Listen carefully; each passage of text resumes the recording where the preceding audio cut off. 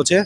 આજે કરમસદ મુકામે જે પ્રકારે સ્વતંત્ર દરજ્જાની માંગ સાથે લોકો બેઠા છે, લોકો અવારનવાર રજૂઆત કરતા આવ્યા છે, લોકોએ અવારનવાર આ બાબતે અનશન પર પણ બેઠેલા જોવા મળ્યા છે।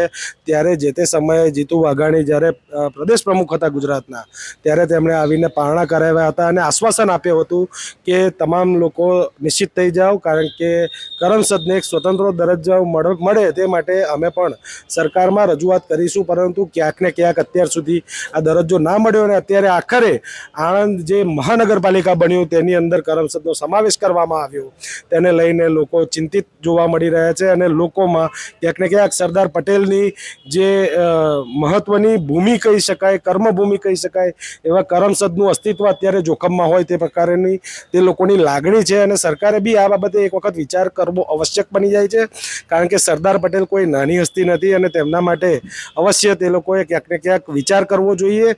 આ બાબતે જ 2 દિવસ ઉપર જ આપણા સાંસદ મિતેશ પટેલને પણ કરમસદના વતનીઓએ આવેદનપત્ર આપ્યું હતું, રજૂઆત કરવા માટે જણાવ્યું હતું। તેમણે પણ આ બાબતે અસ્વસ્થ કર્યા હતા। પરંતુ આ બધા આશ્વાસનો તો ચાલી રહ્યા છે, આ બધી રજૂઆતો ચાલી રહી છે, પરંતુ અત્યાર સુધી કેમ કરમસદને સ્વતંત્ર દરજ્જા માટે વિચારવામાં નથી આવતું તે પણ એક વસ્તુ વિચારવાનો મહત્વનો મુદ્દો છે।